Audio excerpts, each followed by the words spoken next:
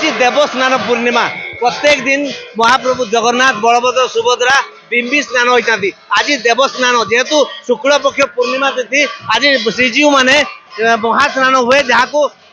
माने स्नान पूर्णिमा कह जाए। ए दिन श्रीजीव माने प्रत्यक्ष भाव में मंदिर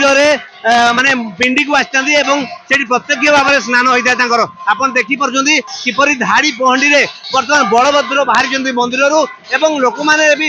देखा प्रबल भक्त समागम होती। बर्तमान बलभद्र आसुँच आम संगे ये भक्त मैंने भी अच्छा प्रतिक्रिया ना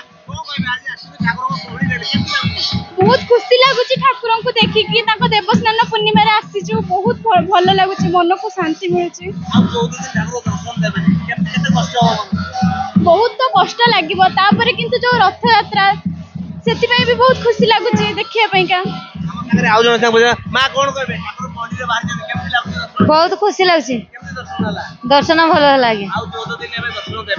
नहीं कष्ट लगे आज्ञा देखते खुशी लगुच से भी एत दूर पड़े आसु बहुत खुशी आम 25 किलोमीटर दूरिया आज्ञा दुख लगे शुणुले जेहेतु से ठाकुर को पहंडी देखा जदिव या ठाकुर दर्शन देवे नहीं मन में कष्ट हम तापर से खुशी अच्छा जेहतु वर्षे थे आज देवस्नान पूर्णिमा हो श्रीजीव मैंने आज प्रत्यक्ष भाव में पिंडी में बसवे और 108 गरा पानी में स्नान करेंगे जहाँ को नहीं सब प्रकार व्यवस्था ये प्रशासन पक्षर सब प्रकार व्यवस्था आम सारे एसडीओ सार बचे सर आज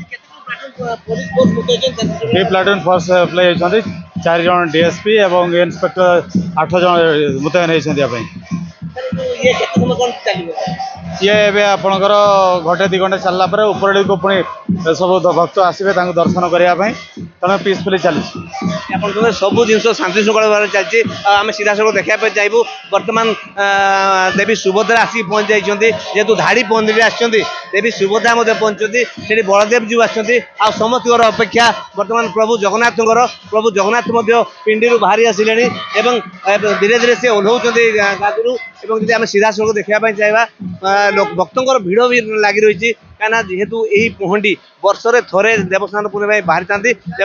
यात्रा बाहरी था तेणुक आप देखिपे बर्तमान प्रभु जगन्नाथ बाहर मंदिर भितर आउ देखापी जो भक्तों समागम होती जो भीड़ होती निश्चित रूप से कहीं कौटी से प्रभुकर टी आशीर्वाद पाइबा मुख टे देखापी सानिध्य लाभ करने भक्त दूर दूरांतर आसती माने जेहेतु देखापी आज पर 14 दिन प्रभु अणसर घरे रे आ दर्शन हेबनी तेणु आज ये 14 दिन भितर जो दर्शन करने प्रभु को समस्त समस्ते व्यग्र अच्छा दर्शन करने आसी मंदिर में पहुंचती आउ ये जदि आम कह केन्दुझर रथ जे विश्वर सबुठ बड़ रथ एवं जो मंदिर आपको देखापी चाहिए ये जो मंदिर अच्छी ये मंदिर विश्वर द्वितीय बृहत्तम विष्णु मंदिर तेणुक कौटि ना कौटी किंवदंती एवं ऐतिह्य परंपरा जगन्नाथ संस्कृति जड़ित अच्छी जहाँ लोक मानक एठाକୁ घिंची आणुची। तेणु आप देखिपे ए पहंडी जो चली धाड़ी पहंडी में 3 जीव